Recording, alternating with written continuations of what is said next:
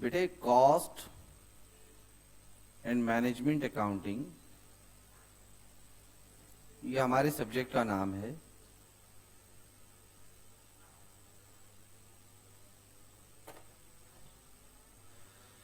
ये 100 मार्क्स का पेपर है बेटे, और इसे हमें कराने में पूरे कोर्स को 70 क्लासेस लगेंगी अच्छे से कराने में। न्यूमेरिकल थ्योरी सारा कवर कराया जाएगा। यहाँ पर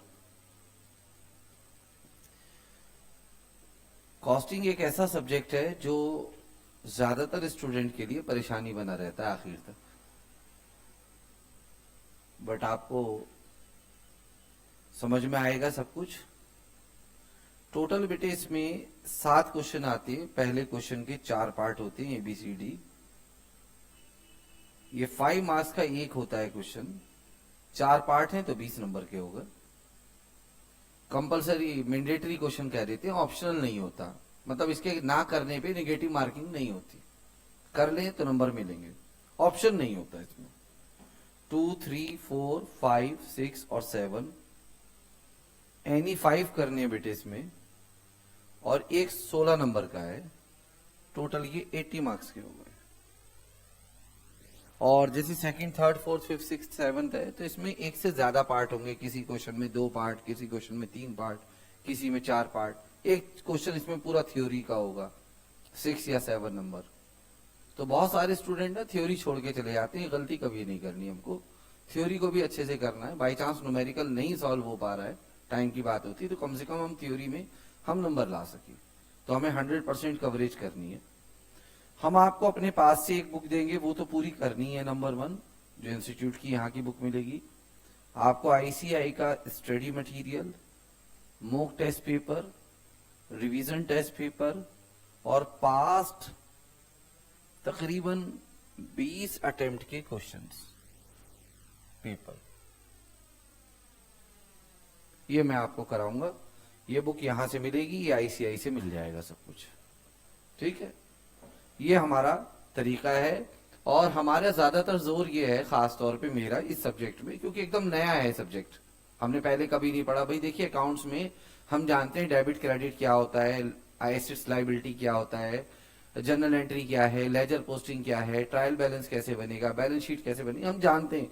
भले ही हम बड़े परफेक्ट नहीं है, बट हमारे पास एक ओवरव्यू है कि कौन सा काम कैसे होगा। बट कॉस्टिंग में हमारे पास कोई जरा सा ओवरव्यू भी नहीं है। हमारे लिए एक मिस्ट्री की तरह है, क्या सब्जेक्ट है, कैसे है। और आज हमें यही देखना है कि कॉस्टिंग में हम कैसे सोचते हैं, सब्जेक्ट किस चीज का है ये, ठीक है। देखिए बेटे, मुझे 15-15 मिनट के 3 सेशन लगेंगे, और उसी में मैं अपनी बात कंप्लीट कर दूंगा। आप कोशिश करें नोट ना करें, ठीक है। कल से नोट कर लेना, आज सिर्फ देखें, अच्छे से समझें। सबसे पहले कोई भी आपसे व्यक्ति पूछे कॉस्टिंग किसे कहते हैं, तो आप बताइएगा कि कॉस्टिंग 2 चीजों का कॉम्बिनेशन है, इकोनॉमिक्स प्लस मैनेजमेंट। इन दोनों के कॉम्बिनेशन को हम कॉस्टिंग कहते हैं। मैं आपसे पूछना चाहता हूं, क्या मैनेजमेंट का सबसे बड़ा फीचर प्लानिंग होता है या नहीं होता? और प्लानिंग आप बताइए, फ्लेक्सिबल होनी चाहिए या फिक्स? फ्लेक्सिबल। और फॉर्मूले जो होते हैं मैथमेटिक्स के, वो कैसे होते हैं? वो फिक्स होते हैं या फ्लेक्सिबल होते हैं? तो कोई फॉर्मूले से कॉस्टिंग नहीं चलती है। हमें क्या करते हैं, हमें ज्यादातर फॉर्मूले रटवा दिए जाते हैं हर चैप्टर में, और फॉर्मूले के बेस पर हम कॉस्टिंग सॉल्व करते हैं। तो फॉर्मूले के बेस पर हम कॉस्टिंग का पेपर नो डाउट पूरा कर देंगे, पास भी हो जाएंगे। बट बेटे कॉस्टिंग इकोनॉमिक्स और मैनेजमेंट का कॉम्बिनेशन है, इन दोनों के कॉम्बिनेशन को हम कॉस्टिंग कहते हैं। मैनेजमेंट का जो सबसे बड़ा फीचर है बेटे, वो प्लानिंग है, और प्लानिंग हमेशा फ्लेक्सिबल होती है। हमें क्या करते हैं टीचर्स, मैंने खुद जब पढ़ा था तो हमें फॉर्मूले बता दिए जाते थे, हम फॉर्मूलों को बड़े अच्छे से याद करते थे, वहां वैल्यू पुट करते थे, आंसर आ जाता था। अभी भी हम ऐसे कर सकते हैं, बट मेरा क्वेश्चन सेम रहेगा। आदित्य भाई, 7th क्लास में आपने LCM सीखा होगा, लीस्ट कॉमन मल्टीपल। क्या आप मुझे एक यूज बता सकते हैं लीस्ट कॉमन मल्टीपल का? लीस्ट कॉमन मल्टीपल का एक सिंगल यूज बता दें, आप क्यों यूज निकालते हैं? मेरी बात समझ रहे हैं? तो ऐसा ना हो कि 5 साल के बाद we are chartered accountant, but we are not aware about the practical aspect of costing. हमें पता ही नहीं कॉस्टिंग क्या होती है। भाई नंबर आए हमारे 90, इसीलिए मैंने अभी थोड़ी देर पहले पूछा नंबर कितने कितने आए थे आपके। उस 70, 80, 90 से कुछ फर्क नहीं पड़ने वाला है जब आप प्रैक्टिकल लाइफ में सीए जा रहे हैं। हो सकता है कि थोड़ी देर के लिए इंप्रेशन बने किसी के ऊपर, बट आफ्टर सम टाइम जब आप इंटरव्यू से गो थ्रू करेंगे तो सारी पोल खुल जाएगी सबकी, तो मैं हूं, आप हो, कोई भी हो। हमें सब्जेक्ट आना चाहिए, और कॉस्टिंग एक ऐसा सब्जेक्ट है, आप जो 3 साल की आर्टिकलशिप करेंगे, you are not going to learn it. आपको जो सीखना है क्लासरूम में, और सीए फाइनल में जब आप पहुंचेंगे, अगर आपका यहां का बेस अच्छा नहीं है, यहां रट रट के पढ़कर गए, तो वहां पे आप बहुत कुछ खास नहीं करने वाले हैं। 50-50 नंबर के लिए भीख मांग रहे होंगे। तो हमें ऐसा काम नहीं करना है कि 50 नंबर वाला खेल खेलना है। 50 नंबर वाला टारगेट किसी के भी दिमाग में रहता हो, बेटे वो फेल होने जा रहा है, वो पास नहीं करने जा रहा। 90 से ऊपर मार्क्स के बारे में टारगेट रखिए, तब जाके आप पास कर पाएंगे। रैंक लाने के लिए सोचिए, तब बहुत ग्रुप निकल पाएंगे। फर्स्ट रैंक लाने के लिए सोचिए, तब 10वीं रैंक आएगी बेटे। एक्स्ट्रा ऑर्डिनरी एफर्ट्स हमको करने पड़ेंगे सब लोगों को, ठीक है। तो मैं अपनी बात शुरू करता हूं बेटे। इकोनॉमिक्स और मैनेजमेंट का कॉम्बिनेशन है कॉस्टिंग। थोड़ी देर में मैं आज इस बात को ही एक्सप्लेन करना है, पूरा डेमो ही इस बात पर देना है आज का। और लास्ट के जो 20 सेकंड होंगे, वो पूरी 45 मिनट की क्लास 20 सेकंड में खुल के सामने आ जाएगी कि मैंने क्या पढ़ाया है इस 45 मिनट में, ठीक है। धीरे धीरे बात मेरी पहुंचेगी आप तक। दूसरा, कॉस्टिंग हमेशा फ्यूचर के लिए अप्लाई होती है। तीसरा, कॉस्टिंग हमेशा एस्टिमेटेड बेसिस पर अप्लाई होती है। ये 3 फीचर हैं बेटे कॉस्टिंग के। अच्छा, मैं बार बार इस सब्जेक्ट का नाम, जो कि कॉस्ट एंड मैनेजमेंट अकाउंटिंग है, बार बार मैं बोल रहा हूं कॉस्टिंग। जी, कॉस्टिंग बोल रहा हूं। कॉस्टिंग का पढ़ने का जो मेन ऑब्जेक्टिव है कि ये सब्जेक्ट हम पढ़ क्यों रहे हैं बेटे, वो है मिनिमाइजेशन ऑफ कॉस्ट। कॉस्टिंग का मेन ऑब्जेक्टिव क्या है? मिनिमाइजेशन ऑफ कॉस्ट, कॉस्ट को कम करना। अच्छा, मेरे साथ आप पार्टिसिपेट करेंगे, मुंह में दही जमा के कोई नहीं बैठेगा, ठीक है। कॉस्ट में, किसी भी प्रोडक्ट या सर्विस की कॉस्ट में 3 तरह के एलिमेंट होते हैं जनरली। कॉस्ट 3 चीजों के एग्रीगेट को हम कहते हैं। एग्जाम्पल के तौर पर बेटे, हमारी कंपनी ये पेन मैन्युफैक्चर करती है, तो इस पेन को बनाने के लिए हमें प्लास्टिक चाहिए, रिफिल चाहिए, इंक चाहिए। इसको हम प्लास्टिक, रिफिल, इंक के नाम से एड्रेस नहीं करेंगे, इसको हम मटेरियल बोलेंगे। क्या बोलेंगे? वो लिक्विड, गैस, सॉलिड किसी भी फॉर्म में हो सकता है, मटेरियल। दूसरा, इसे बनाने के लिए एक वर्कर चाहिए, बिना वर्कर के बनेगा नहीं।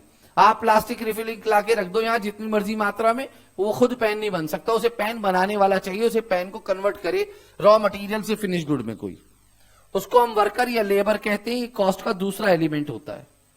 तीसरा, उसे बनाने के लिए मशीन चाहिए, कोई स्पेस चाहिए, फैक्ट्री, इलेक्ट्रिसिटी चाहिए, उसको हम कहते हैं एक्सपेंसेस, उन पर होने वाला खर्च। इन तीनों के एग्रीगेट को हम कॉस्ट कहते हैं, और इस कॉस्ट को मिनिमाइज करना हमारा मेन ऑब्जेक्टिव है। आप बताइए, बहुत सारे स्टूडेंट 1-2 क्लास के बाद, मेरे से जनरली ये क्वेश्चन किया गया है, ये जो अब हमारा बैच शुरू होगा 4 फरवरी से, ये हमारा 53rd नंबर बैच होगा। आप देखिए, मेरी सुंदरता से मेरी एज का पता नहीं चलता, वो एक अलग बात है।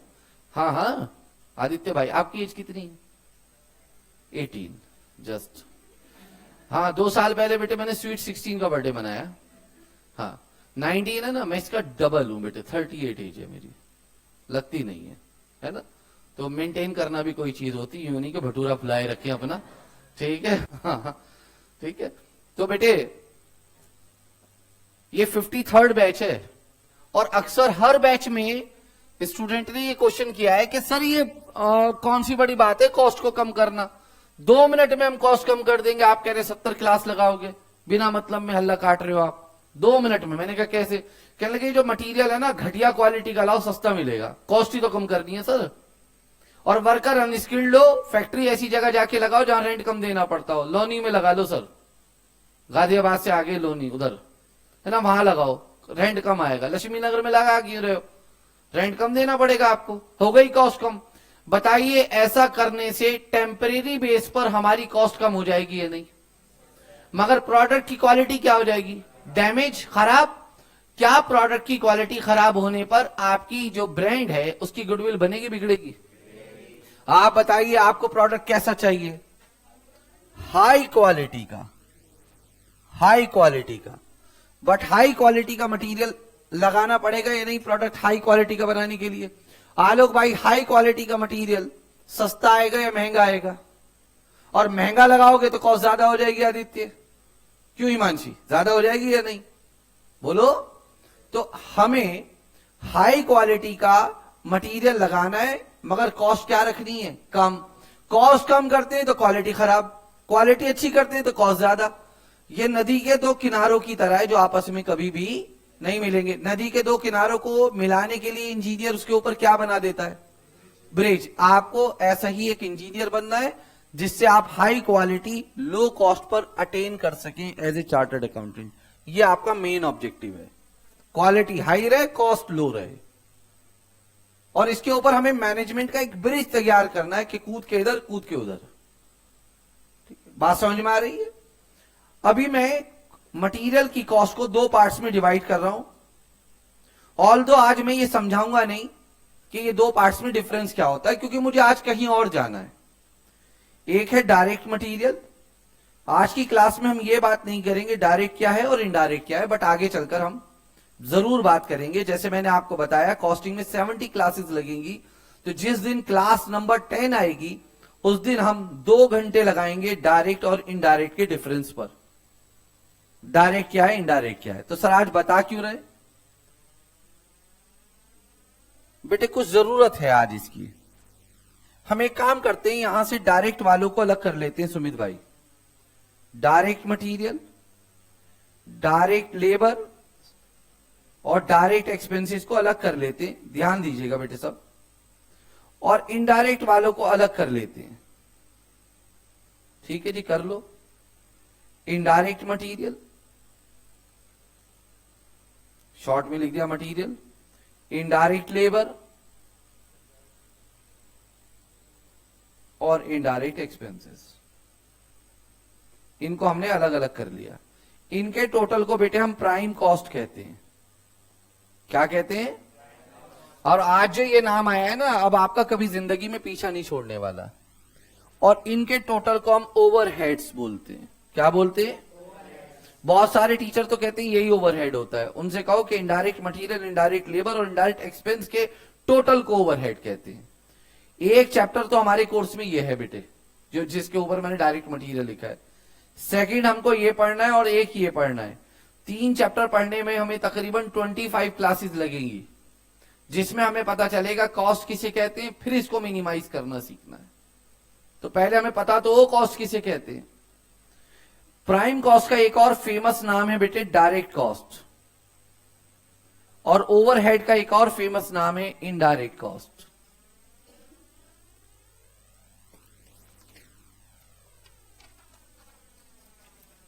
मैं एक छोटी सी बात कहता हूं, यहां देखना।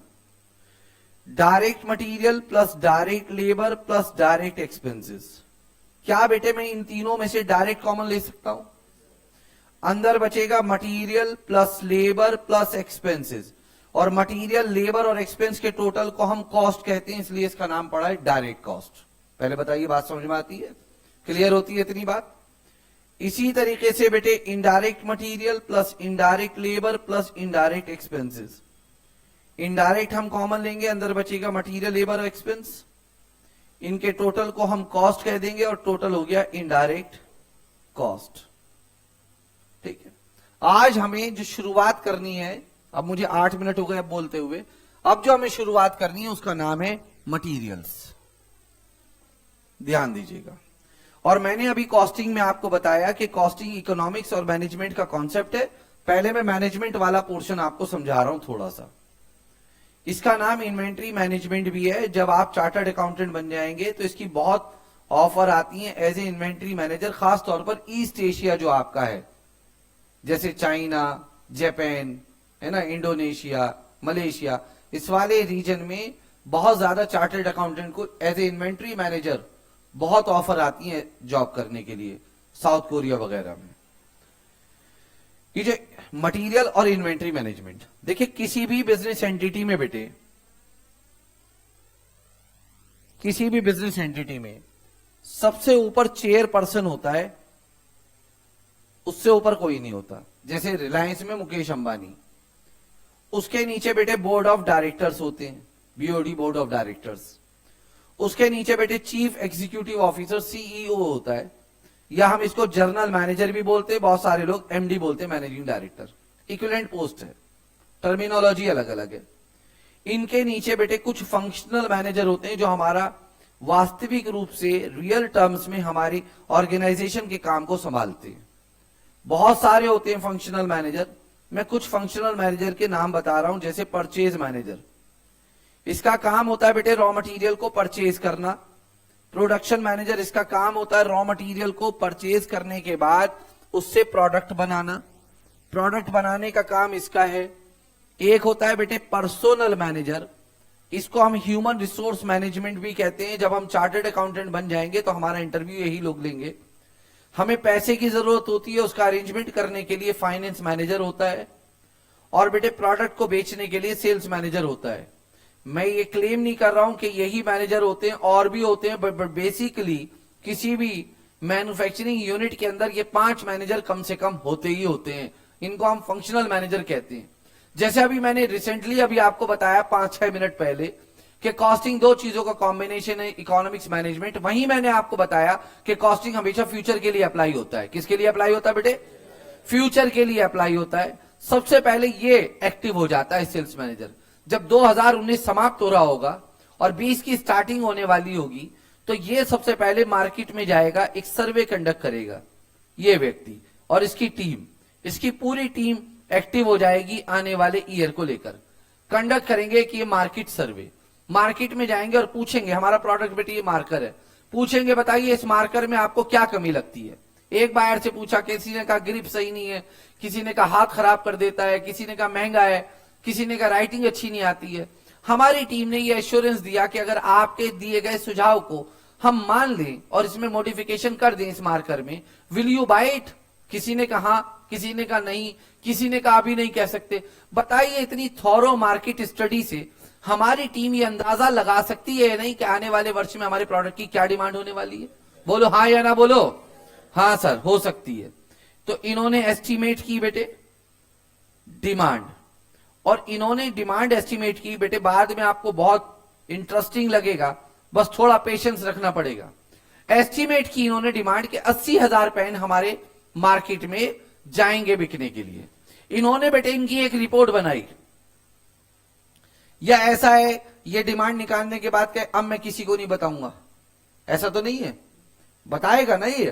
तो इसने इसकी एक रिपोर्ट बनाई और रिपोर्ट बना के अपने हेड को भेज दी, send a report, demand report, इनके पास भेज दी डिमांड रिपोर्ट। इसी की एक कॉपी इसने प्रोडक्शन मैनेजर के पास भी भेजी, send a copy of demand report. क्योंकि पेन बनाएगा तो यही ना। अब इसको मालूम है कि हमारे प्रोडक्ट की कितनी डिमांड होने वाली है बेटे, 80,000 पेन्स की। तो बेटे ये कभी 80,000 नहीं बनाएगा, थोड़े ज्यादा बनाएगा, थोड़ा स्टॉक भी मेंटेन करेगा। हो सकता है गारंटी वारंटी में रिप्लेस करने पड़ जाए पेन, ज्यादा डिमांड हो जाए। तो इसने 30,000 पेन और बनाए। पहले से कुछ हमारे पास ओपनिंग में स्टॉक रखा हुआ था 10,000 पेन का, तो इसे को एक आइडिया हो गया कि हाँ हमको इस बार कितने पेन मैन्युफैक्चर करने, ये एनुअल प्रोडक्शन हो गया। अब बताओ पेन बनाने में सिर्फ मटेरियल लगेगा क्या? लेबर नहीं लगेगी, मशीन नहीं लगेगी, पैसा नहीं लगेगा, जगह की जरूरत होगी या नहीं? तो इसकी ये एक डिटेल लिस्ट आपकी हेल्प से, यानी कि चार्टर्ड अकाउंटेंट की हेल्प से तैयार करेगा ये व्यक्ति। ये कहेगा सीए को बुला लो और देखते हैं 1 लाख पेन बनाने के लिए कौन कौन सी रिसोर्सेज की जरूरत है। इसके लिए तैयार करवाएगा एक चार्टर्ड अकाउंटेंट से रिसोर्स रिक्वायरमेंट रिपोर्ट। और जब ये तैयार होती है तो इसी को नाम दिया गया बजट। क्या नाम दिया गया? हमारे यहां पूरा एक चैप्टर है, उसका नाम है बजटरी कंट्रोल। ठीक है, ये एक रिपोर्ट तैयार करेगा नंबर 3। 1 और 2 तो काम ये हो चुके, 3 ये। और ये रिपोर्ट बना के इसके पास भेज दी जाएगी। इसी रिपोर्ट में एक कॉपी लगी होगी, जिस कॉपी में ये लिखा होगा कि इन 1 लाख पेन बनाने के लिए मटेरियल की क्या रिक्वायरमेंट है। तो मटेरियल की रिक्वायरमेंट के बारे में हमारी कंपनी के परचेज मैनेजर को बता दिया जाएगा, भाईजान खरीद लो 1 लाख पेन बनाने के लिए रॉ मटेरियल। ये परचेज मैनेजर इससे पूछेगा प्रोडक्शन मैनेजर से कि भाई एक बात बता, एक पेन बनाने में कितना रॉ मटेरियल लगता है।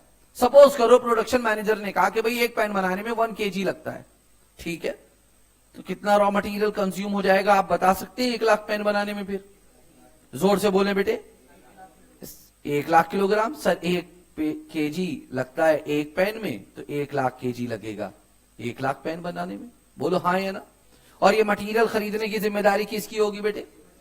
बस परचेज मैनेजर अब एक्टिव हो जाएगा। परचेज मैनेजर थोड़ा सा क्लोजिंग स्टॉक भी मेंटेन करेगा। सर स्टॉक तो उसने भी मेंटेन किया था बेटे, ये पेन का मेंटेन करेगा, फिनिश गुड का, ये रॉ मटेरियल का। इसने मान लो 20,000 का रॉ मटेरियल मेंटेन करना है, और थोड़ा सा आलोक भाई, नीतीश भाई, इसके पास ओपनिंग में भी स्टॉक है, सुमित भाई 20,000 पेन का, अमन। तो बेटे इसको एक आइडिया हो गया, आइडिया क्या, वैल्यू आ गई इसके सामने कि इसको 1 लाख मटेरियल खरीदना है, इसको कहते हैं हम एनुअल परचेज, और इसको हम ए से डिनोट करते हैं। किससे डिनोट करते हैं? सूफी, ठीक है। ये 1 लाख आ गया, 1 लाख केजी रॉ मटेरियल खरीदना है आने वाले 1 वर्ष में। इसी टोके बेटे, समझ में आ रही है इतनी बात? आप सब मेरी कंपनी के परचेज मैनेजर हैं, टेल मी वन थिंग, कि आप ये रॉ मटेरियल सारा एक साथ खरीदेंगे या थोड़ा थोड़ा करके खरीदेंगे? एक साथ। भाई 2 ही जवाब होंगे, सर एक साथ खरीदेंगे। पहले मैं इस जवाब का जवाब देता हूं बेटे। अगर आप एक साथ रॉ मटेरियल खरीदेंगे, आप बताइए बहुत बड़ा स्टोर रूम आपको ऑक्यूपाई करना पड़ेगा नहीं, रेंट बहुत ज्यादा देना पड़ेगा नहीं, आप काम कर रहे हैं कॉस्ट को कम करने वाला, आप कॉस्ट को ज्यादा कर बैठेंगे या नहीं? तो अगर ज्यादा रॉ मटेरियल एक साथ खरीदते हैं तो क्या होगा, रॉ मटेरियल कॉस्ट क्या नहीं हो पाएगी, और आपके ऊपर रेस्पॉन्सिबिलिटी है कि रॉ मटेरियल की कॉस्ट क्या होनी चाहिए, कम होनी चाहिए। ये किसके ऊपर रेस्पॉन्सिबिलिटी है? परचेज मैनेजर के ऊपर। क्या चीज है ये? रेस्पॉन्सिबिलिटी, जिम्मेदारी, एक जिम्मेदारी उसकी है। सर दूसरा फिर थोड़ा थोड़ा करके खरीद लो, थोड़े थोड़े में भी एक प्रॉब्लम है। मुंबई से रॉ मटेरियल मंगा रहे हैं, सुनिए बस उसका जवाब दीजिए जो मैं पूछूं। मुंबई से रॉ मटेरियल आप मंगा रहे हैं, तो ऐसा पॉसिबल है या नहीं है कि इधर रॉ मटेरियल खत्म हो जाए और उधर से रॉ मटेरियल आ ना पाए? यहां है ही नहीं रॉ मटेरियल। अब जब यहां रॉ मटेरियल नहीं होगा तो बताओ फैक्ट्री में काम रुक जाएगा या नहीं? फैक्ट्री में काम रुकेगा तो क्या आप अपने प्रोडक्ट की डिलीवरी समय पे कर पाएंगे? आपकी गुडविल डैमेज होगी या नहीं? एक लॉस। दूसरा लॉस ये, उस दिन आलोक भाई जितने भी वर्कर आएंगे वो बिना काम किए चले जाएंगे, मटेरियल तो है नहीं। बताइए वर्कर्स को उस दिन की पेमेंट होगी या नहीं? इससे भी तो कॉस्ट बढ़ेगी आपकी। तो दूसरा काम, दूसरी रेस्पॉन्सिबिलिटी इसके ऊपर ये है, production should not stop. Production रुकना नहीं चाहिए कभी भी, due to lack of raw material. तो कितनी रेस्पॉन्सिबिलिटी हो गई? 2, 1 और 2। इसको कहते हैं बेटे हम फाइनेंशियल रेस्पॉन्सिबिलिटी। कौन सी रेस्पॉन्सिबिलिटी? और बेटे इसको कहते हैं ऑपरेशनल। कौन सी? अब आप बताइए, अगर आप मेरी कंपनी के परचेज मैनेजर हैं नीतीश भाई, हिमांशु, तो बेटे एक जिम्मेदारी आप पूरी करेंगे, दोनों पूरी करेंगे? दोनों पूरी करेंगे। In order to handle. अच्छा मेरे साथ दिक्कत क्या है, मैं हर बात लिख के करता हूं ताकि कोई सुन ना रहा हो, कम से कम देख के उसका ध्यान जाए। बोथ रेस्पॉन्सिबिलिटीज साइमल्टेनियसली करनी है पूरी, एक साथ। To handle it he has to follow a managerial technique. क्या फॉलो करनी पड़ेगी इसको? ये ही किसके लिए लगाया मैंने वर्ड? शांति है बेटे, परचेज मैनेजर के लिए। किसके लिए भाई? ये किसके ऊपर जिम्मेदारी है? कौन कौन सी रेस्पॉन्सिबिलिटी है? और दूसरी फाइनेंशियल रेस्पॉन्सिबिलिटी बेटे क्या है? रॉ मटेरियल की कॉस्ट क्या होनी चाहिए? और ऑपरेशनल क्या है? Production should not due to lack of.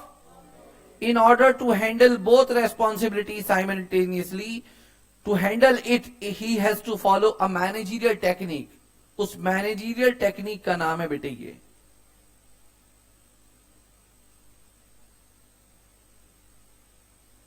क्या नाम है जिसके लिए आप ये चैप्टर पढ़ने जा रहे हैं? लास्ट में पता चला करेगी मेरी हर बात, क्लाइमेक्स लास्ट में। पहले मैंने पूरी बात बताई अपनी, लास्ट में बताया चैप्टर क्यों क्या है। तो चैप्टर क्यों पढ़ने जा रहे हैं पहले बेटे बताइए। परचेज मैनेजर के ऊपर कितनी रेस्पॉन्सिबिलिटी है, कौन कौन सी? फाइनेंशियल का मतलब कॉस्ट कम हो, ऑपरेशनल का मतलब है काम, दोनों को एक साथ पूरा करने के लिए जिस टेक्निक को फॉलो करना है उस टेक्निक का नाम क्या है? और इन्वेंट्री मैनेजमेंट में हम क्या पढ़ेंगे और कितनी क्लास लगेगी? टोटल 9 क्लास लगेंगी बेटे। जब मैंने पढ़ा था 2-3 क्लास में पूरा कर दिया था इसको, ठीक है। मगर यहां टाइम लगेगा। क्यों सर, आप हगले हो? नहीं सर, ऐसी बात नहीं है। तोतले हो? नहीं बेटे, ऐसे भी नहीं है। इसमें आपको जो नंबर 1 टॉपिक पढ़ना है बेटे उसका नाम है लेवल ऑफ इन्वेंट्रीज। ये टॉपिक नंबर 1 पढ़ना है आपको। इसमें टोटल 6 टॉपिक हैं। फर्स्ट है रीऑर्डर लेवल, बी है मिनिमम लेवल, सी है मैक्सिमम लेवल, डी है एवरेज स्टॉक लेवल, ये लेवल के नाम हैं। ई है डेंजर लेवल और एफ है इकोनॉमिक ऑर्डर क्वांटिटी, जिसको मैं पूछ रहा था उस समय क्लास में। इसको हम क्या कहते हैं? ये जो 5 है ना, ये आपकी हेल्प करेंगे। आपका मतलब यहां पे परचेज मैनेजर है, हेल्प टू हैंडल, हेल्प करेंगे हैंडल करने में। OR ऑपरेशनल रेस्पॉन्सिबिलिटी, यानी कि काम नहीं रुकेगा मटेरियल की कमी के कारण। और ये हेल्प करेंगे to handle financial responsibility. Generally 1-1.5 घंटे में टॉपिक खत्म हो जाता है। हमारा पूरा टॉपिक खत्म करने में 6 क्लास इसी पे लगेंगी। और बाकी इसके अलावा तकरीबन 6 टॉपिक और हैं जो छोटे छोटे हैं, बहुत छोटे छोटे टॉपिक है हमारे कोर्स में। जनरली इसमें से क्वेश्चन आता है एग्जाम में, मगर इनमें से भी आता है। इसमें भी हम 2-3 क्लास लगाएंगे। इनका नाम है input output ratio,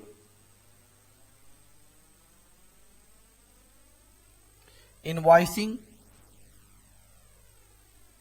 just in time, choice of supplier, make और बाय, और कुछ छोटा सा 2-3 क्वेश्चन मिसलीनियस टॉपिक के हैं, उनको हमने मिसलीनियस नाम दे दिया है। ये आएंगे। मैं आपको जो डेमो देने जा रहा हूं वो इकोनॉमिक ऑर्डर क्वांटिटी का। पहले मैंने कॉस्ट के बारे में बताया, उसमें नाम आया मटेरियल, मैंने मटेरियल के बारे में बताया इन्वेंट्री मैनेजमेंट, उसमें 2 नाम आए फाइनेंशियल और ऑपरेशनल। और फाइनेंशियल रेस्पॉन्सिबिलिटी को हैंडल करने के लिए हम क्या पढ़ने जा रहे हैं? Economic order quantity. सर ये इकोनॉमिक ऑर्डर क्वांटिटी क्या चीज होती है?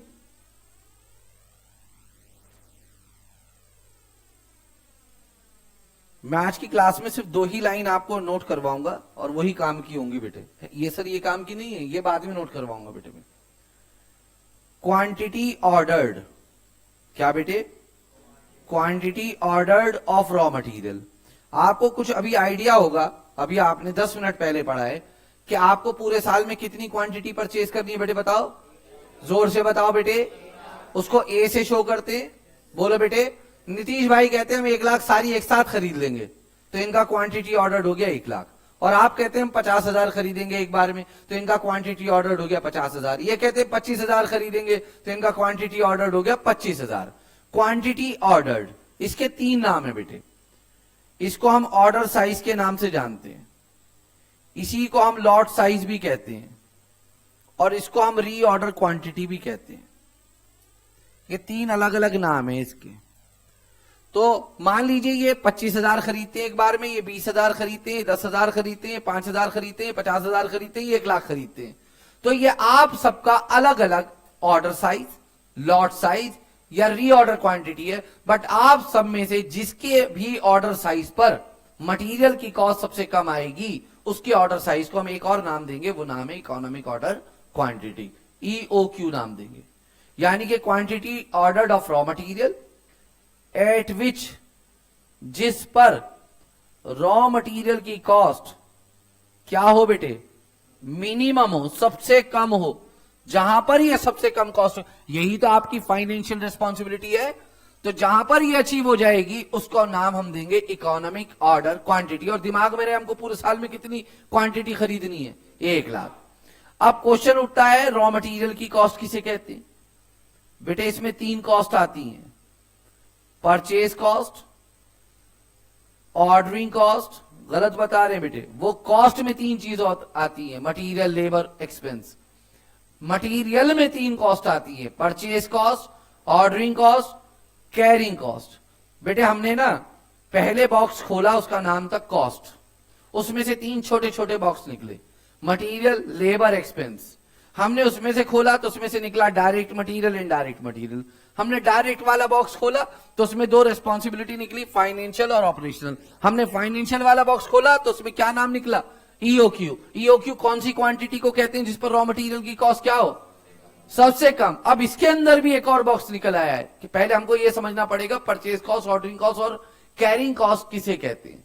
ठीक है, अब जरा पहले हम इस पर फोकस करेंगे, ध्यान दीजिएगा भाई।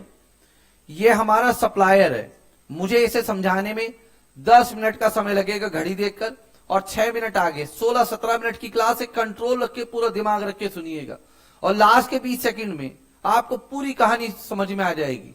ठीक है, हाँ, मिर्जापुर की तरह। इधर देखो बेटे, सप्लायर, सप्लायर है बेटे मुंबई में। कहां पर है बेटे? अच्छा, हम कलयुगी टीचर हैं, आप हमसे बिल्कुल भी एक्सपेक्ट मत करना कि कोई भजन वजन गाएंगे पहले, सीधा। हाँ बेटे, हम लुंगी डांस वाले टाइम में पैदा हुए।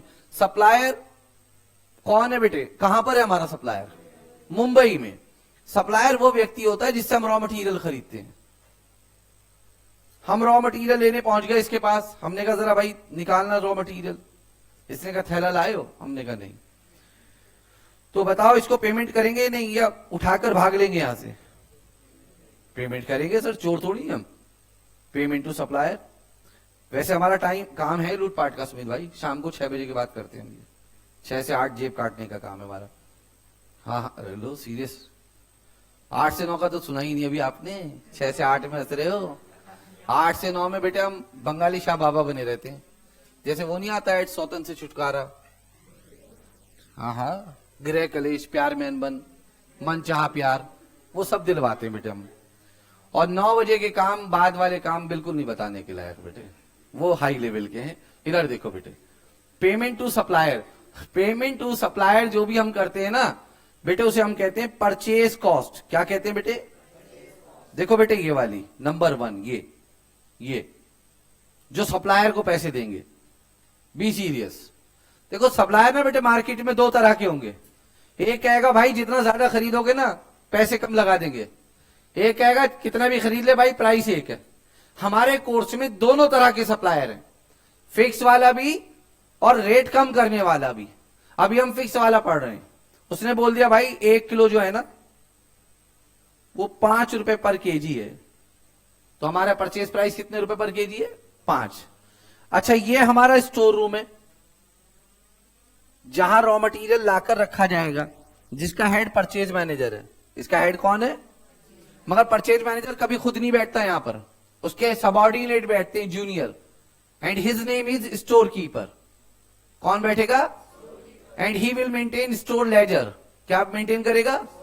विच you have already studied in your foundation, FIFO, LIFO, HIFO, SIFO, वो। ठीक है, कहा जो भी होता है। ठीक है बेटे, यहां से यहां तक कैसे आएगा रॉ मटेरियल? ट्रांसपोर्टेशन पैसा खर्च होगा, यहां से यहां तक लाने में पैसा खर्च होगा। जी होगा, बिल्कुल होगा। ट्रांसपोर्टेशन, लोडिंग अनलोडिंग पे पैसा खर्च होगा, बिल्कुल होगा। लोडिंग अनलोडिंग समझते हैं। और बेटे इंश्योरेंस पर पैसा खर्च होगा, लॉस भी हो जाएगा रास्ते में, इनको हम कहते हैं इन ट्रांजिट। और नॉर्मल की बात कर रहे हैं हम, एबनॉर्मल नहीं आएगा यहां पे। और भी बहुत सारे खर्चे होंगे, इन सब खर्चों को हम ऑर्डरिंग कॉस्ट बोलते हैं। नंबर 2 जो यहां लिखी हुई है ये, यानी कि सप्लायर के यहां से अपने यहां तक लाने में जो पैसा खर्च होगा ऑर्डरिंग कॉस्ट है वो। एग्जाम्पल के तौर पर हमारी कॉस्ट पर ऑर्डर है 1000 रुपए। कितने रुपए? अच्छा, इसको हम ओ से शो करेंगे। किससे शो करेंगे? सर इसको भी ओ से। सर ऑर्डरिंग कॉस्ट भी ओ से, कॉस्ट पर ऑर्डर भी ओ से। हाँ बेटे, एक जग पानी हो तब भी H2O रहता है, एक बाल्टी पानी हो H3O नहीं होता, तब भी H2O रहता है। तो ओ से ही शो करेंगे, जितनी भी ऑर्डरिंग कॉस्ट होती है उसको ओ से शो करते हैं।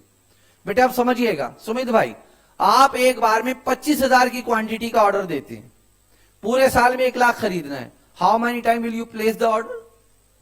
4 टाइम्स। 4 बार ऑर्डर देंगे भाई आप। एक बार ऑर्डर देने की कॉस्ट कितनी आ रही है? तो 4 बार ऑर्डर देने की कॉस्ट कितनी आएगी? आलोक भाई आप 20,000 क्वांटिटी का ऑर्डर देते हैं, कितनी बार ऑर्डर प्लेस करेंगे? 5 टाइम्स। तो your cost will be 5 into 1000, 5,000। यानी कि टोटल ऑर्डरिंग कॉस्ट अगर किसी को निकालनी हो तो सुमित की टोटल ऑर्डरिंग कॉस्ट 4,000, आलोक भाई की टोटल ऑर्डरिंग कॉस्ट 5,000। कैसे निकाला आपने? सर हमने 1,000 को एक बार 4 से और एक बार 1,000 को 5 से मल्टीप्लाई कर दिया। ये जो 4 और 5 आपने बताए इसको कहते हैं हम नंबर ऑफ ऑर्डर्स, और नंबर ऑफ ऑर्डर्स को हम किससे मल्टीप्लाई कर देंगे? ओ से। अच्छा बेटे बताइएगा, हिमांशी बेटे आप 10,000 की क्वांटिटी का एक बार में ऑर्डर देते हैं, आप कितनी बार ऑर्डर देंगे? 10 टाइम्स। तो ये कॉस्ट कितनी बार आएगी फिर? 10 बार। 10,000, 10 into 1,000। अच्छा ये नंबर ऑफ ऑर्डर कैसे निकाले बेटे आपने? जो आपकी पूरे साल की रिक्वायरमेंट है जिसको हम ए कहते हैं, उसको आपने डिवाइड कर दिया अपने ऑर्डर साइज से। किससे डिवाइड कर दिया? ऑर्डर साइज कह दीजिए, लॉट साइज कह दीजिए, रीऑर्डर क्वांटिटी कह दीजिए, उससे डिवाइड कर दिया। उससे डिवाइड करने पर क्या आ गया बेटे? Number of order. Number of order को ओ से मल्टीप्लाई कर क्या आ गया? Total ordering cost. बोलो बेटे हाँ या ना? पक्का? अच्छा बताइएगा, प्रदीप भाई नहीं बताएंगे, बाकी लोग बताएंगे। प्रदीप भाई ने 5,000 की क्वांटिटी का ऑर्डर दिया, कितनी बार प्रदीप भाई ऑर्डर देंगे? बोलो ना बेटे। तो ये 20 कैसे निकाला? 1 लाख को 5,000 से डिवाइड करा। 1 लाख ए है, 5,000 ऑर्डर साइज है, डिवाइड करा, 20 आ गया। 20 को 1,000 से मल्टीप्लाई करेंगे, 20,000 आ जाएगा। उससे आ जाएगी आपकी पूरे साल की ऑर्डरिंग कॉस्ट। बोलो। अच्छा पूरे साल की परचेज कॉस्ट कितनी आएगी? 5 लाख, क्योंकि खरीदना तो अल्टीमेटली 1 लाख है ना, तो 5 रुपए के हिसाब से कितनी आ जाएगी? 5 लाख। अब क्वेश्चन उठता है, यहां रखने पर भी पैसा खर्च होगा? हाँ सर होगा। जैसे स्टोर रूम के एक्सपेंसेस। रूम 2 तरीके का हो सकता है, किराए पर होगा तो क्या देना पड़ेगा, और अपना भी हो सकता है, हमने खुद का खरीद रखा, तो इस पर आएगी अपॉर्चुनिटी कॉस्ट।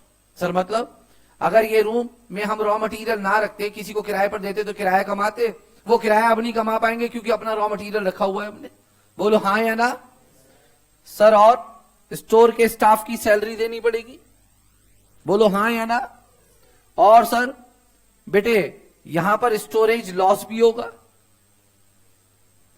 स्टोर रूम में इंश्योरेंस भी होगा। यस सर होगा, बिल्कुल होगा। बेटे इन सब पर जो भी पैसा खर्च होगा उसको हम ये बोलेंगे कैरिंग कॉस्ट। ये 3 नंबर हो गई, 1 2 3। इन तीनों के टोटल को हम रॉ मटेरियल कॉस्ट कहेंगे, और as a purchase manager this is your responsibility to minimise it. Is it okay? Carrying cost बोलते हैं इसको, हम ये भी कहते हैं बेटे, और इसको हम होल्डिंग कॉस्ट भी कहते हैं। और बेटे हम इसको सी से शो करते हैं। किससे शो करते हैं? सी फॉर चैंपियन। ओके बेटे, चैंपियन कहा है बेटे? मैंने ऐसा कुछ नहीं कहा, आप मुझे गौर से। चैंपियन। ठीक है, बात समझ में आ रही है ना? जहां पहुंचना चाहता था आप पहुंच गए सब। ठीक है, बोलो बेटे। तो सी फॉर चैंपियन, कैरिंग कॉस्ट। अच्छा बेटे हमने इतने रुपए खर्च कर दिए, कितने रुपए खर्च कर दिए बेटे? 50,000 लिखा, आपकी 0 खराब है। बताओ बेटे कितने रुपए खर्च कर दिए हमने? क्या कर दिए हमने खर्च? क्या करने पर? क्या स्टोर करने पर? कितने रुपए का रॉ मटेरियल? ये 5 लाख याद रहे परचेज कॉस्ट है। क्या है ये? तो हमारी कैरिंग कॉस्ट पता है कितनी हो गई? 50,000 रुपए का खर्चा कितने लाख रुपए के रॉ मटेरियल पर आया, यानी कि कितने परसेंट? तो क्वेश्चन में जब बुक में क्वेश्चन आएगा तो ऐसे परसेंटेज में कैरिंग कॉस्ट दी होगी, और इस कैरिंग कॉस्ट को आप हमेशा अप्लाई करना ऑन परचेज प्राइस। सर क्यों? बेटा आप बताओ, ये 5 लाख क्या परचेज प्राइस नहीं है? तो 5 लाख पर अगर 50,000 कॉस्ट है तो क्या आप ये नहीं बता सकते 1 किलो का परचेज प्राइस 5 रुपए, तो 5 रुपए पर कितनी कॉस्ट होगी? यानी कि मैं कह सकता हूं 50 पैसा पर केजी कॉस्ट आएगी हमारी। बोलो हाँ या ना भाई। अगर 1 लाख केजी पर कॉस्ट 50,000 है तो हम कह सकते हैं ना 1 केजी पर कॉस्ट 50 पैसे है। तो हमेशा याद रखना कैरिंग कॉस्ट परचेज प्राइस पर कंप्यूट की जाती है। किस पर कंप्यूट की जाती है? परचेज प्राइस पर। यानी कि इसका मतलब यह हुआ कि अगर 1 केजी रॉ मटेरियल यहां रख दूं, बस रख दूं लाकर, 50 पैसे खर्च हो जाएंगे। यानी कि बेटे खरीदने पर 5, लाने पर 1,000, रखने पर 50 पैसे। मेरा क्वेश्चन आप सब लोगों से है, प्रांजल और तुम लोगों को छोड़कर। इन्होंने पढ़ रखा है पहले, ये सिर्फ रिवीजन के लिए बैठ गए।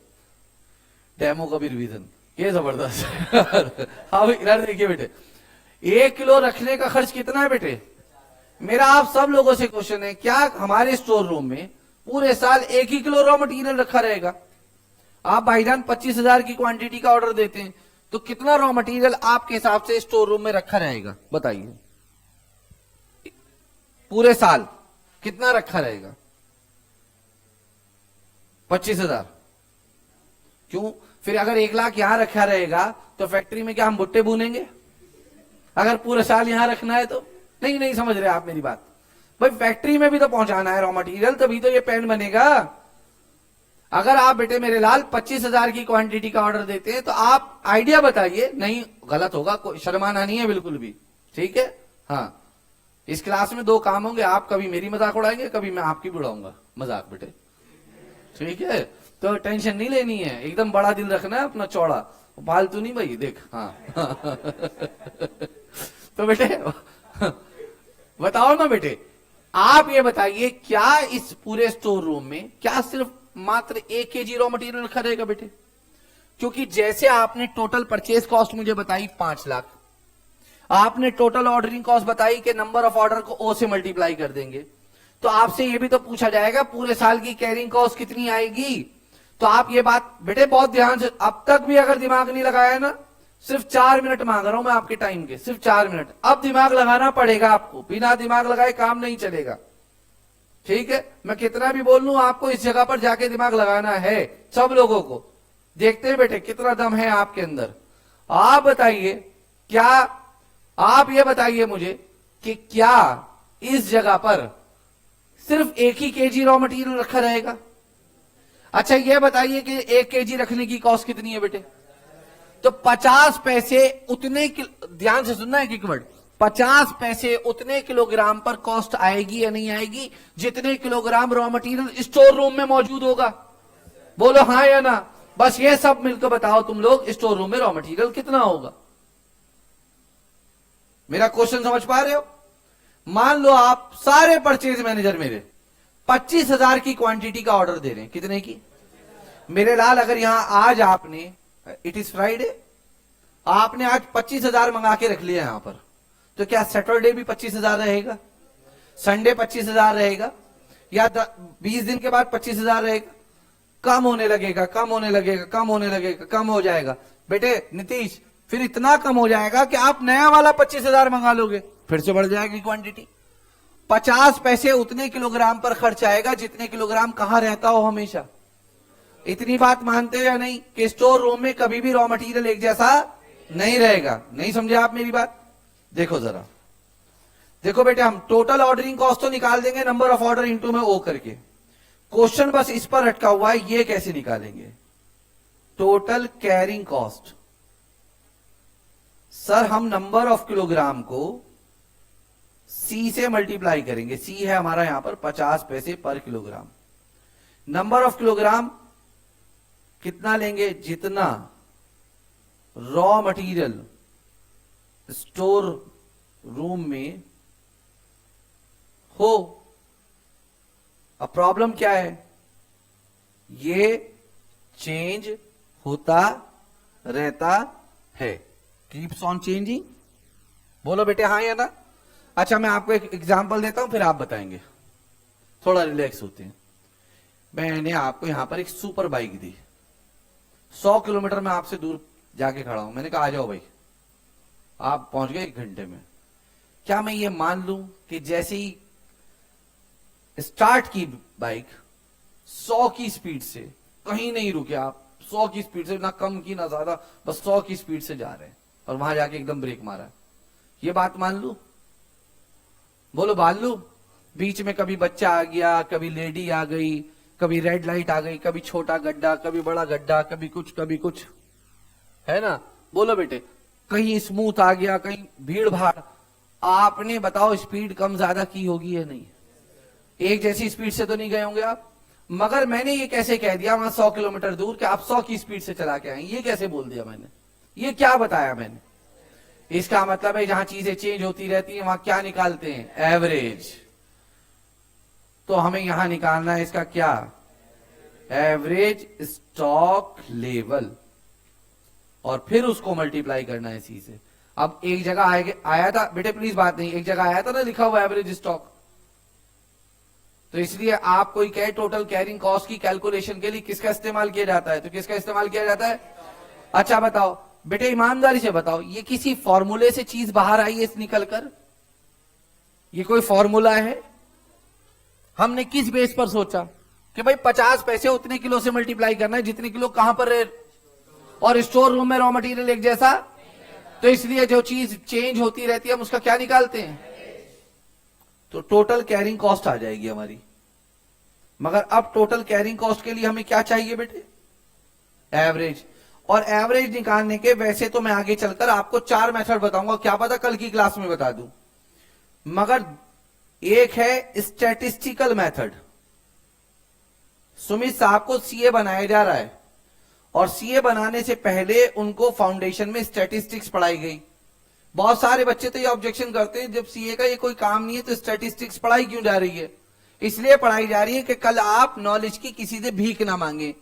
सीए साहब की एक रेपुटेशन है, वो ये ना पूछें किसी से भाई मीन कैसे निकलता है, मीडियन कैसे निकलता है, मोड कैसे निकलता है, और मीन मीडियन मोड से निकलता है एवरेज। इसलिए फाउंडेशन में मीन मीडियन मोड पढ़ाया गया। वो मैथमेटिक्स के टीचर को पता नहीं होता क्योंकि वो सीए नहीं होता, और सीए इसलिए नहीं बताता क्योंकि उसको मैथमेटिक्स नहीं आता, क्योंकि उसने फॉर्मूला रट रट के पढ़ाया होता है। समझ में आई या नहीं? और दूसरा है बेटे अजम्पशन बेस्ड। कौन सा बेस्ड? Assumption based. और हमारे आईसीआई की अजम्पशन है, institute of chartered accountant of India, इस रेप्यूटेड इंस्टीट्यूट की अजम्पशन है कि जो भी आपका ऑर्डर साइज होगा, जैसे हमारे एग्जांपल में क्या है, हमारा ऑर्डर साइज कितनी क्वांटिटी हम एक बार में मंगा रहे हैं? 25,000, उसका 50% हमारा एवरेज स्टॉक होगा। ये हमारी अजम्पशन है स्टूडेंट लाइफ में। इज इट नेसेसरी कि प्रैक्टिकल लाइफ में भी हमारा एवरेज 50% आए? ये कोई जरूरी है बात? बोलो बेटे, कोई जरूरी है बात? अपने सब कॉन्शियस माइंड में रखना एक बात, क्या हमारा एवरेज 33.33% भी आ सकता है या नहीं प्रैक्टिकल लाइफ में? हाँ या ना? 25% भी आ सकता है या नहीं? इसे बात को थोड़ी देर के लिए सेव कर ले अपने सबकॉन्शियस माइंड में, थोड़ी देर बाद लॉकर से निकाल लेंगे इस बात को। आप बताओ, क्या मैं ये कह सकता हूं टोटल, अभी मैं इसके बारे में बात कर रहा हूं, टोटल कैरिंग कॉस्ट निकालने के लिए क्या मैं ऐसे कह सकता हूं 50% को 1/2 इंटू में क्या कह सकता हूं? ये क्या चीज आ गई अगर मैं इतना छोड़ दूं तो? नहीं, ये क्या चीज है? Average stock. क्या है ये? और इस एवरेज स्टॉक की मैं सी से मल्टीप्लाई कर दूं तो क्या आएगा? Total carrying cost. अब आप बताइए फॉर्मूला है ये? जब हमको पढ़ाया गया तो हमसे कहा गया बस total carrying cost is equal to ये होता है। ये नहीं बताया गया क्यों होता है, बस होता है। भाई 1/2 क्यों आया, वही लगाते हैं, आगे चलकर बताएंगे, फिर वो आगे कभी आया ही नहीं आगे। ठीक है, 1/2 इंटू में ऑर्डर साइज, इसका मतलब है एवरेज स्टॉक। एवरेज क्यों किया गया? क्योंकि स्टोर रूम में रॉ मटेरियल बार बार क्या होता रहता बेटे, और जो चीज चेंज होती रहती है उसका क्या निकालते हैं, और एवरेज लेने के लिए अजम्पशन लगाई गई है जो भी हम ऑर्डर देंगे उसका 50% हमारा क्या होगा, एवरेज।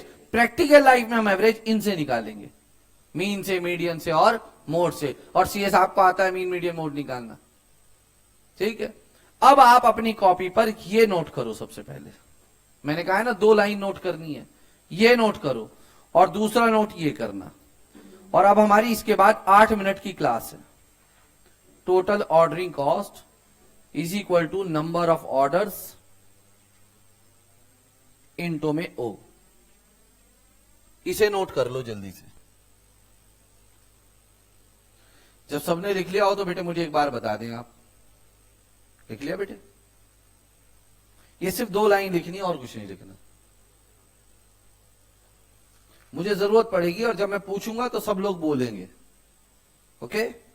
और नंबर ऑफ ऑर्डर्स कैसे निकालते हैं? ए डिवाइड बाई ऑर्डर साइज, ठीक है। क्या बेटे मैं अब हटा सकता हूं इसको? अब बेटे सब लोगों का मुझे एक्टिव पार्टिसिपेशन चाहिए अब। और प्रांजल भाई और प्रमोद भाई आप चुप रहे तो ज्यादा अच्छा रहेगा। आपसे भी पूछूंगा मैं, ऐसी बात नहीं है बेटे, हमें कंप्यूट करना है। देखो ये क्या अब आप ये जानते हैं क्या, ये क्या है हमारा? सब लोग बताओ हमारे एग्जाम्पल में 1 लाख केजी। अच्छा आप जानते हैं ना ये कैसे कैसे आया था वहां तक? सेल्स मैनेजर ने प्रोडक्शन को बताया, प्रोडक्शन ने परचेज को बताया, फिर परचेज ने कंप्यूट करा। मैंने आपको डायरेक्ट नहीं लिखवाया, डेमो में भी पूरा मैंने डिटेल में बताया है ना। क्या आपको ये बात मालूम है ये किसे कहते हैं? मालूम है ना? सप्लायर मुंबई से दिल्ली तक रॉ मटेरियल आने में होने वाला खर्च हमारे एग्जाम्पल में कितना है? 1000 रुपए पर ऑर्डर है बेटे। पर केजी कैसे हो जाएगा? Ordering cost. परचेज प्राइस ये है बेटे, परचेज प्राइस 5 रुपए पर केजी। प्लीज बेटे बात नहीं। कैरिंग कॉस्ट कितने परसेंट थी? परसेंट 10%। पर केजी पर एनम, ये परसेंटेज किसकी रेस्पेक्ट में कंप्यूट किया जाता था? परचेज प्राइस की। परचेज प्राइस 5 है तो 5 रुपीज का 10% 50 पैसा पर केजी पर एनम। ये सब बातें मैंने आपको बताई हैं अभी, है ना। अब मैं आपको सॉल्यूशन बताने जा रहा हूं, ठीक है। और कॉन्सेप्ट अगर ना जुड़ जाए ना लास्ट के 20 सेकंड में तो कहना बेटे। मार्जिनल का डेमो लिया था ना, चीजें इधर उधर बैक, गुल्लो डार्लिंग कहीं थी, अपनी डार्लिंग कहीं थी, अलग अलग, बाद में सब मिल गई थी ना। ऐसी अभी मिल जाएंगे सब लास्ट के 20 सेकंड में। आओ बेटे प्लीज। हम ऑर्डर दे रहे हैं, कुणाल भाई कहते हैं कि ऑर्डर देंगे सर 1 लाख, उसके बाद खाट बिछाएंगे आराम से सोएंगे, टेंशन नहीं लेनी सर फालतू। ठीक है कुणाल भाई, आपने 1 लाख का ऑर्डर दे दिया एक ही बार में। बेटे बताओ कुणाल भाई, जिसका नाम लूंगा वो नहीं बोलेगा, बाकी सब बोलेंगे। कुणाल भाई कितने नंबर का ऑर्डर, कितने ऑर्डर देंगे? कैसे बताया बेटे आपने? ये जबरदस्त कैलकुलेशन आपने कैसे की? 1 लाख को 1 लाख से डिवाइड करा ना, दिमाग घूम गया होगा इसमें। ऐसी देखो कितनी मुश्किल थी ये। ए को डिवाइड कर दिया बेटे आपने किससे? ऑर्डर साइज से। ऑर्डर साइज से। तो बताओ कुणाल भाई की, अब बेटे बात नहीं करना, अब बताओ आप कुणाल भाई की टोटल ऑर्डरिंग कॉस्ट क्या आएगी? टोटल ऑर्डरिंग कॉस्ट फॉर्मूला देखकर बताओ, जो 2 लाइन लिखवाई है, जो आपके हिसाब से फॉर्मूला है, ऑल्दो मेरे हिसाब से नहीं है। क्या लिखवाया है टोटल ऑर्डरिंग कॉस्ट के लिए? देख के बोलो ना। अरे भाई देख के नहीं बोलते आप। हाँ देख के आप हाफ कह रहे हो, नंबर ऑफ ऑर्डर इंटू वो है। आप देख के कहां बोलते हो? देख के बोलो, ये आपकी कमी है, मैं शुरू से टोक रहा हूं, और बहुत खतरनाक कमी है आपके अंदर। ये कंसंट्रेशन वीक है आपका, ठीक है। विदाउट एनी रेस्पेक्ट बोल रहा हूं ये बात में। बोलो बेटे, नंबर ऑफ ऑर्डर्स इंटू में ओ, यहां सब सही कर दूंगा बेटे। नंबर ऑफ ऑर्डर्स इंटू में ओ। बेटे बहुत जरूरी है कि जब हम पढ़ रहे हैं तो हम चीजों को सुने भी सही तरीके से, प्रोसेसिंग भी सही हो, वरना इन्हीं छोटी छोटी कमियों से हमें समय ज्यादा लग जाता है सीए में। इतना टफ नहीं है जितना लोगों ने कहते हैं, ठीक है। नंबर ऑफ ऑर्डर इनटू में हो भाई, जब हम जैसे निकम्मे सीए बन सकते हैं तो आप जैसे इंटेलिजेंट लोग तो एक बार में बनने का राइट रखते हैं। हम जैसे डफर बन गए तो आपकी तो बात ही अलग है। हम तो पब्लिक डिमांड पे बने आलोक भाई सीए। हम सीपीटी नहीं था उस समय, भी फाउंडेशन हुआ करता था पहले भी, PE1 सॉरी, हमने कर दिया, पब्लिक ने कहा वंस मोर, हमने PE2 भी कर दिया, फिर उन्होंने कहा वंस मोर, मैंने फाइनल निकाल दिया, फिर उन्होंने कहा वंस मोर, मैंने कहा अब ना हो पाएगा आगे कुछ, तो फिर हम रुक गए, ठीक है। आप बताओ टोटल ऑर्डरिंग कॉस्ट बेटे कितनी बार आएगी इनकी टोटल ऑर्डरिंग कॉस्ट? 1 इंटू 1000 कितनी आ गई? 1000। प्रदीप भाई total ordering cost, total carrying cost कितनी आएगी? कैसे निकालने का तरीका बताओ बेटे मुझे। Half into order size into, very good, ऐसे ही बोला करो। हाफ ऑर्डर साइज है कुणाल भाई का 1 लाख, सी है 50 पैसे, 25,000। कुणाल भाई कितनी क्वांटिटी खरीदने जा रहे हैं? 1 लाख, एक ही बार में सारी। 1 लाख 5 रुपए के हिसाब से कितने की हो गई? 1000, 25,000, 5 लाख, 5 लाख 26,000। इसका नाम है रॉ मटेरियल कॉस्ट। क्या थोड़ी देर पहले बताया था कि रॉ मटेरियल में 3 कॉस्ट आती हैं? ठीक है। मान लीजिए नीतीश भाई हमारे दूसरे परचेज मैनेजर हैं, ये इतनी क्वांटिटी एक बार में खरीदते हैं। आप सब लोग बोलेंगे नीतीश भाई को छोड़कर, बताइए कितनी बार ऑर्डर नीतीश भाई देंगे? 2 बार। ये कॉस्ट कितनी बार आएगी? कितनी हो जाएगी? यहां क्या लिखेंगे? 1/2 इंटू में 50,000 इंटू में 50 पैसे, 12,000। नीतीश भाई कितनी क्वांटिटी खरीद रहे हैं? कितनी बार खरीदेंगे?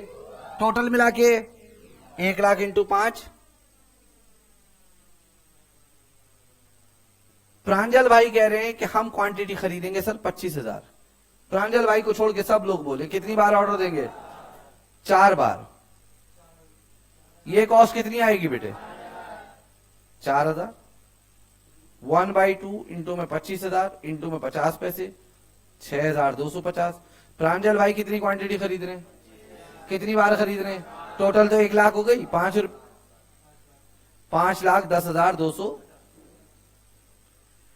हिमांशी खरीद रही हैं 20,000 क्वांटिटी। बताइए कितनी बार खरीदेंगी? कितनी बार ऑर्डर देंगी? 5 बार। ये कॉस्ट 5 बार आएगी। 1/2 इंटू में 20,000 इंटू में 50 पैसे। मैं चाहूंगा मासूम, प्रांजल, प्रदीप, ठीक है, और प्रमोद बिल्कुल ना बोले, और अतुल तिवारी भी, आप 5 लोग बिल्कुल ना बोले, बाकी सब लोग बोलेंगे। बेटे ये आ गया 5,000। 20,000 की क्वांटिटी, 5 बार टोटल क्वांटिटी कितनी आ गई? 5 रुपए के हिसाब से कितना हो गया? ये हो गया 5,10,000। मान लो मैं खरीदता हूं इतनी क्वांटिटी, अब मुझे छोड़ के सब बोलेंगे बेटे, आप 5 फिर भी नहीं बोलेंगे। बताइए बेटे 10 बार 10,000, 2,500, 5 लाख, 5,12,500। जिन 5 लोगों को मना किया बाकी सब बोलेंगे, सिर्फ 5 आप नहीं बोलेंगे, आप सुनेंगे सिर्फ, ठीक है। मैं चाहता हूं सुने आप बताइए सबसे कम कॉस्ट, वेरी सॉरी, सबसे कम कॉस्ट कौन से वाले ऑर्डर पर आई है? First, second, third, fourth, fifth, सबसे कम कॉस्ट देख के बताइए। आप 5 को छोड़ के सारे बोले। 4th पर बेटे ये ऑर्डर साइज है, ये ऑर्डर साइज है, ऑर्डर साइज है, ऑर्डर साइज, ऑर्डर साइज है। इनको लॉट साइज भी बोलेंगे, इनको रीऑर्डर क्वांटिटी भी बोलेंगे। मगर सुमित जिस पर सबसे कम कॉस्ट आई है उसको एक नाम और देंगे, और इसका नाम एक और होगा आदित्य, और वो नाम होगा EOQ।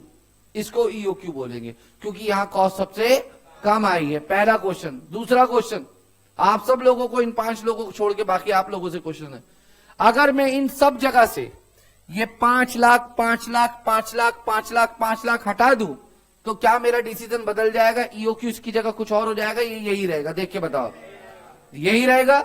यानी कि ये 5 लाख आपके डिसीजन को अफेक्ट नहीं करता, तो ये वाली कॉस्ट इररेलीवेंट कॉस्ट होगी, ये इररेलीवेंट कॉस्ट होगी। कैसी कॉस्ट होगी? और ये कैसी कॉस्ट है? क्योंकि हर जगह अलग अलग है, रेलिवेंट कॉस्ट। Very good. मेरा आखिरी क्वेश्चन आप लोगों से, आपसे नहीं, आप लोगों से, आप सुनेंगे ध्यान से। बेटे आप सब लोग ये बताइए, ये मैंने कितने ऑप्शन बनाए? 5। नीतीश भाई अगर मैं छठा ऑप्शन, 7वां ऑप्शन, 8वां, 1000, 10,000वां ऑप्शन बनाता, क्या पता कॉस्ट इससे भी कम आ जाती। पॉसिबल है या नहीं है? आज से तकरीबन 70 ईयर्स एगो एक इकोनॉमिस्ट है, उसका नाम है जे बॉमल। क्या नाम है? उसने इसके हजारों कॉम्बिनेशन बनाए और उसने देखा इसी फोर्थ में सबसे कम कॉस्ट आ रही है। अब उसका दिमाग घूम गया कि यार इसमें ऐसी क्या चीज है कॉस्ट कम आ रही है। उसने ये सारा डाटा चेंज कर दिया, डाटा चेंज करके फिर से कैलकुलेशन की, ऐसी कॉलम बनाए बहुत सारे। उसने देखा एक पर्टिकुलर जगह पे कॉस्ट कम आ रही है।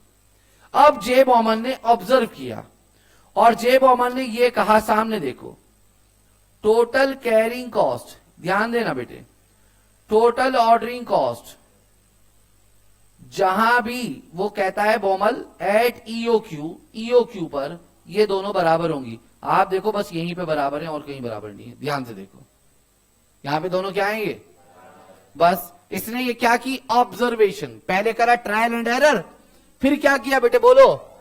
और मैनेजमेंट का पहला उसूल है ट्रायल एंड एरर। ट्राई करो, गलती हो छोटे स्केल पर, फिर उसको ऑब्जर्व करो। ऑब्जर्व करने के बाद डेरिवेशन करो, डेराइव करो। इसीलिए हमारे कोर्स में डेरिवेशन रखा गया। समझ में आ रही बात? क्या डेरिवेशन? 1/2 ऐसी तो निकलती है कैरिंग कॉस्ट। देख के बोलो, अब टोटल कैरिंग कॉस्ट देख के बोलना। 1/2 इंटू में क्या मेरे लाल, क्या मैं यहां ईओक्यू बोल दूं ऑर्डर साइज को है? इंटू में क्या टोटल ऑर्डरिंग कॉस्ट देख के बोलो, इंटू में ओ। अच्छा, नंबर ऑफ ऑर्डर्स निकालने का तरीका मैंने यहां लिखा है, देखो ये रहा। क्या है लिखा हुआ तरीका? तो क्या यहां पर मैं इसकी जगह ए अपॉन में ईओक्यू कर दूं? फिलहाल 1/2 इंटू में ईओक्यू इंटू में सी। ईओक्यू की मल्टीप्लाई इधर कर देता हूं, ईओक्यू का क्या हो जाएगा? 2 की मल्टीप्लाई ए में कर देता हूं, 2AO अपॉन में क्या आ जाएगा? ईओक्यू का स्क्वायर हटा देता हूं, ये क्या लग जाएगा? बस बुक में ये फॉर्मूला दिया हुआ है ईओक्यू निकालने का, इसके लिए पढ़ाई है मैंने पूरी क्लास। शांति 2 बजे से होती है तो कुछ भी समझ में नहीं आया, या आ गई समझ में बात? आ गई बात समझ में? इसलिए पढ़ाया मैंने, जो पिछला 1 घंटा लगाया इस पे लगाया है। बोलो बेटे बात समझ में आ रही है?